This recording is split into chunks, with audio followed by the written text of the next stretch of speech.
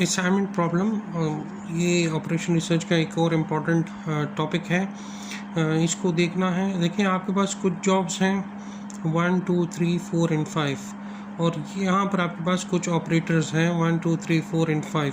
इन operators ने इन jobs को perform करना है। ये जो मैट्रिक्स के अंदर वैल्यूज़ गिवन है ये इन जॉब्स का टाइम ड्यूरेशन है। मतलब जॉब 1 अगर ऑपरेटर 1 परफॉर्म करेगा तो उसको 9 आवर्स लगेंगे कंप्लीट करने में। वही जॉब 1 अगर ऑपरेटर 2 परफॉर्म करेगा तो उसको 11 घंटे लगेंगे कंप्लीट करने में।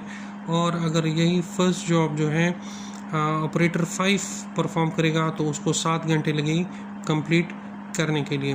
तो हमारा टास्क क्या है कि हमने इन जॉब्स को असाइन करना है इन ऑपरेटर्स को ऐसे तरीके के साथ कि हमारे पास इन पांचों के पांचों जॉब्स कंप्लीशन का जो टाइम है वो सबसे कम आ जाए। ऑप्टिमम टाइम में ये 5 के 5 जॉब्स कंप्लीट हो जाएं।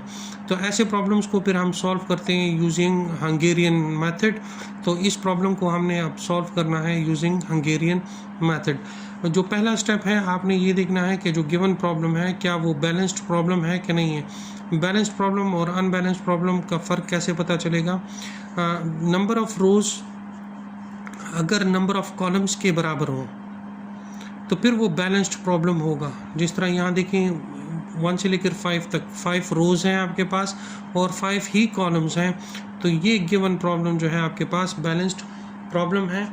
अगर ये अनबैलेंस्ड होता तो हमें एक डमी रो या एक डमी कॉलम जिसमें तमाम वैल्यूज़ 0 होंगी वो ऐड करना पड़ता, तो तब ये प्रॉब्लम हमारे पास बैलेंस्ड हो जाता। लेकिन ये जो गिवन प्रॉब्लम है this is a balanced problem.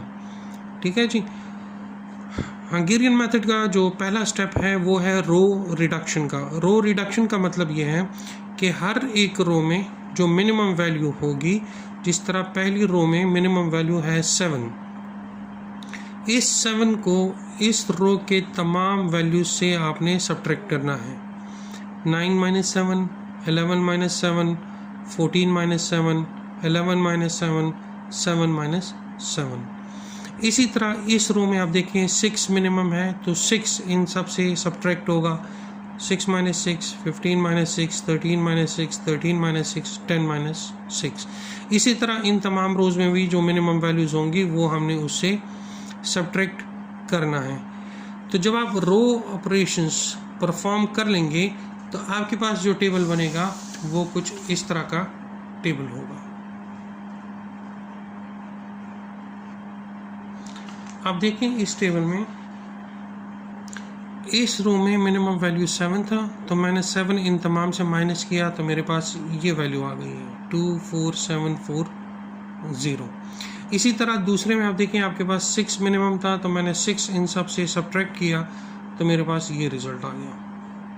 इसी तरह तीसरे का, चौथे का और पांचवे का। इस रो रिडक्शन का देखें इसका फ़ायदा क्या हुआ।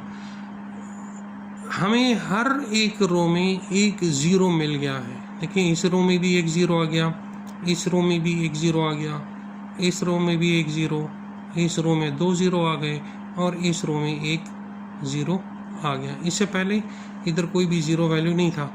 रो रिडक्शन के बाद हमें हर एक रो में एक एक ज़ीरो जो है वो मिल गया। ये था रो रिडक्शन। जो सेकंड स्टेप है वो होगा कॉलम रिडक्शन। कॉलम रिडक्शन का क्या मतलब कि तमाम कॉलम में आपने मिनिमम वैल्यू को ढूंढना है। 5 कॉलम है तो इस कॉलम में मिनिमम वैल्यू, इस कॉलम में मिनिमम वैल्यू, इसमें मिनिमम वैल्यू, इसमें मिनिमम वैल्यू और इसमें मिनिमम वैल्यू, और उसको फिर बाकी तमाम वैल्यूज़ से आपने सब्ट्रैक्ट करना है। ठीक है जी। आपने कॉलम में मिनिमम वैल्यू ढूंढना है और उसको उसी कॉलम के बाकी तमाम वैल्यू से सब्ट्रैक्ट करना है। तो देखें इस कॉलम में आपके पास मिनिमम वैल्यू क्या है 0, तो इन तमाम से आपने 0 को सब्ट्रैक्ट करना है। इसी तरह इस कॉलम में देखिए मिनिमम वैल्यू 0 है तो इस तमाम से आपने 0 को सब्ट्रैक्ट करना है। इस कॉलम में भी 0 है तो इन तमाम से 0 को सब्ट्रैक्ट करना है। इस कॉलम में आपके पास 2 मिनिमम है तो ये 2 आपने इन तमाम से सब्ट्रैक्ट करना है। इस कॉलम में 0 है तो इन तमाम से आपने 0 को सब्ट्रैक्ट करना है। तो सेकंड स्टेप आपका क्या होगा, that will be column reduction.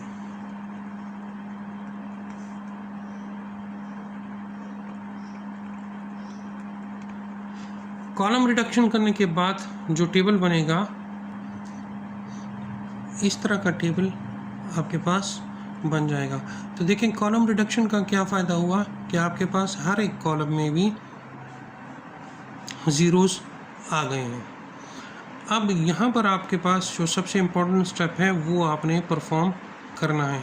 देखें इस रो में आपके पास सिर्फ एक ही ज़ीरो है, तो इस ज़ीरो को आप सेलेक्ट कर लो। ठीक है, देखें आपने इस रो में ज़ीरो को सेलेक्ट किया तो बाकी ये पूरा कॉलम आप क्रॉस कर दोगे। जब आपने रो में ज़ीरो को सेलेक्ट किया तो आपको पूरा कॉलम क्रॉस करना पड़ेगा। अगर आप कॉलम में ज़ीरो को सेलेक्ट करते हो फिर आपको पूरा रो क्रॉस करना पड़ेगा। देखिए इस रो में भी आपके पास सिर्फ एक ही ज़ीरो है। जब एक ज़ीरो है तो इसको आप सेलेक्ट कर दें। आपने रो में ज़ीरो को सेलेक्ट किया तो फिर इस पूरे कॉलम को आप क्रॉस करोगे। इसी तरह इस रो में देखें, अब आपके पास मल्टीपल दो ज़ीरोज़ हैं, तो इसको छोड़ दें, इसको सॉल्व करने की अभी ज़रूरत नहीं है। अगले रो में जाएं। अगले रो में आपके पास सिर्फ एक ही ज़ीरो है, ये तो क्रॉस आउट हो चुका है, तो ये तीन बाकी हैं, इसमें सिर्फ एक ज़ीरो है, तो इसको आप सेलेक्ट कर दें और इस पूरे कॉलम को आप क्रॉस कर दें।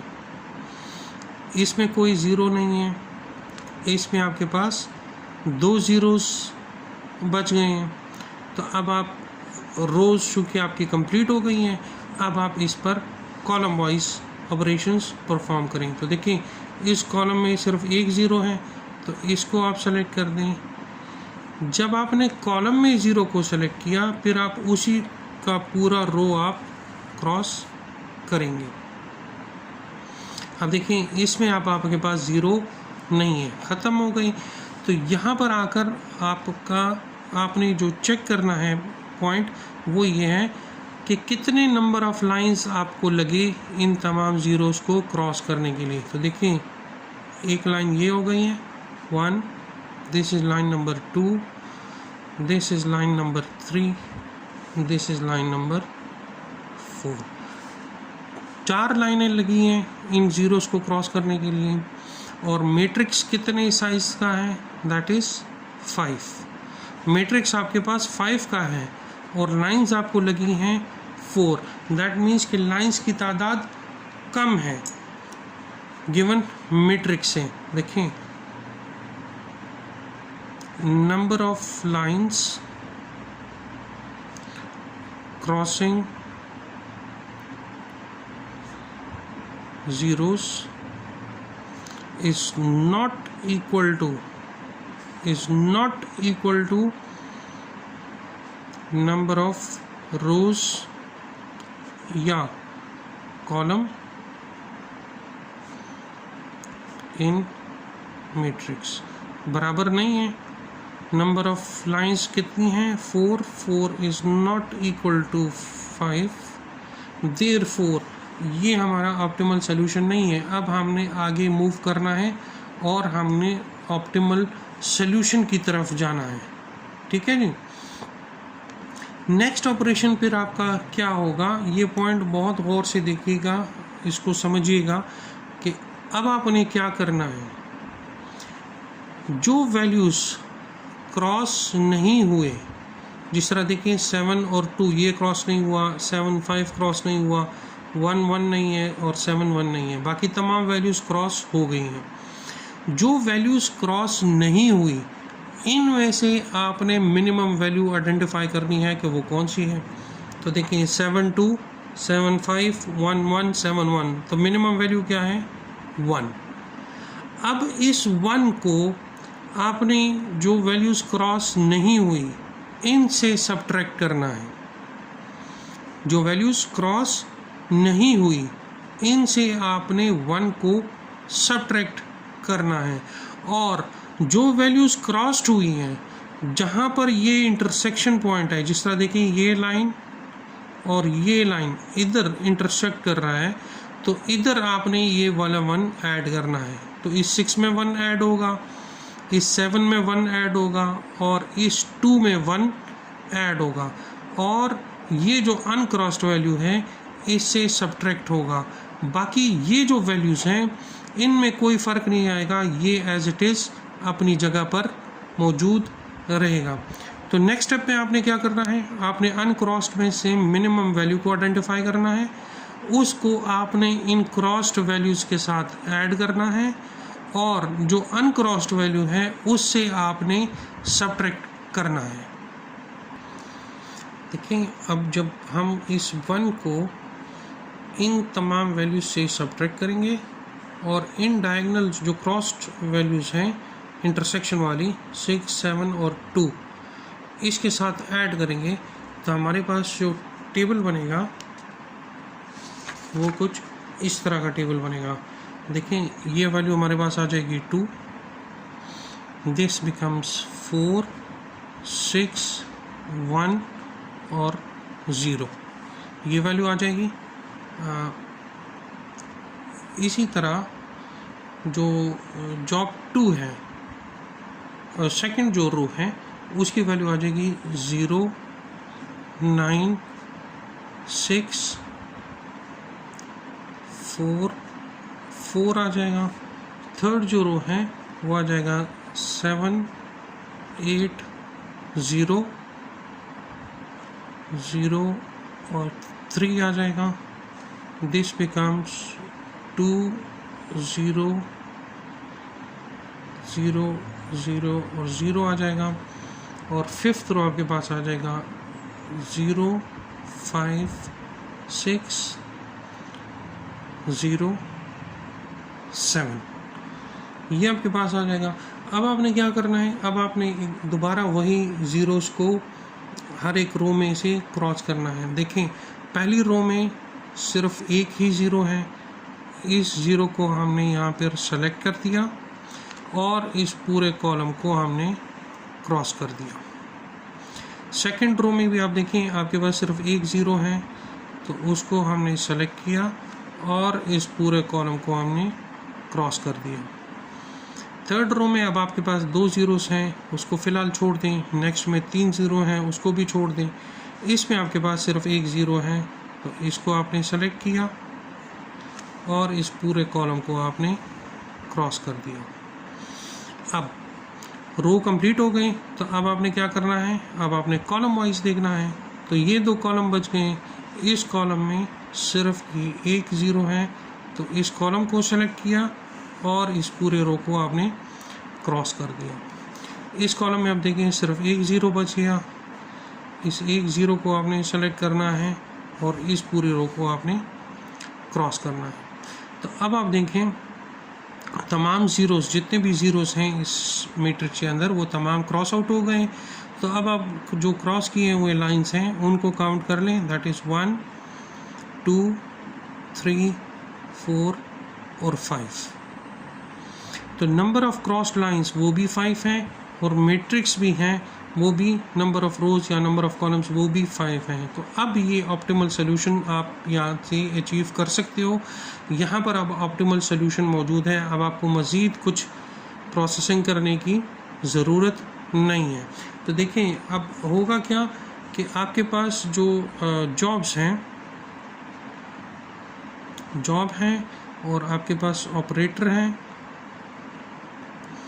और आपके पास टाइम है इन जॉब्स का। तो देखें, जॉब आपके पास है 1, 2, 3, 4 और 5। जॉब 1 कौन सा ऑपरेटर परफॉर्म करेगा, ये वाला operator, operator number 5। Job 1 operator number 5 perform करेगा, जॉब 1 ऑपरेटर नंबर 5 परफॉर्म करेगा। जॉब 2 ऑपरेटर नंबर 1 परफॉर्म करेगा। जॉब 3 ऑपरेटर नंबर 3 परफॉर्म करेगा। जॉब 4 ऑपरेटर 2 परफॉर्म करेगा और जॉब 5 ऑपरेटर 4 परफॉर्म करेगा। ठीक है जी।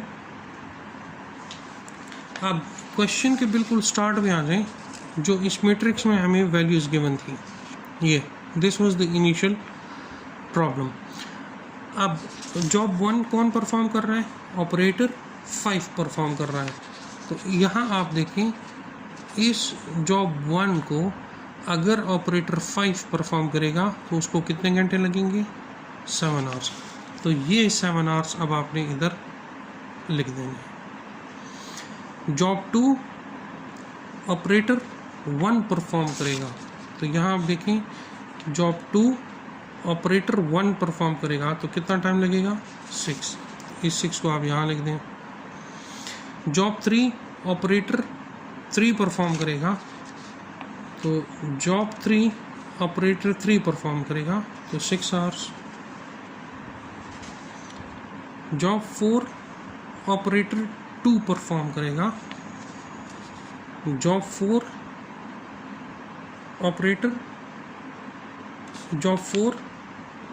ऑपरेटर 2 परफॉर्म करेगा तो 9 आवर्स। ठीक है, जॉब 4 ऑपरेटर 2 परफॉर्म करेगा तो 9 आवर्स। जॉब 5 ऑपरेटर 4 परफॉर्म करेगा, जॉब 5 ऑपरेटर 4 परफॉर्म करेगा तो 10 आवर्स। तो यहाँ आप लिखें 10 आवर्स। इस तमाम को अगर आप काउंट करें, ये आपके पास सम अप करें तो ये आपके पास आ जाएगा 38 आवर्स। दैट मीन्स ये जो जॉब्स हैं इन ऑपरेटर्स ने परफॉर्म करना है मिनिमम 38 आवर्स में ये ऑपरेटर्स ये जॉब परफॉर्म कर सकते हैं। इससे कम टाइम में ये पॉसिबल नहीं है। ये पूरा प्रोसेस है हंगेरियन मेथड का। I hope this will help you. इस पर मज़ीद आगे और एग्जांपल्स भी सॉल्व करेंगे। Thank you so much.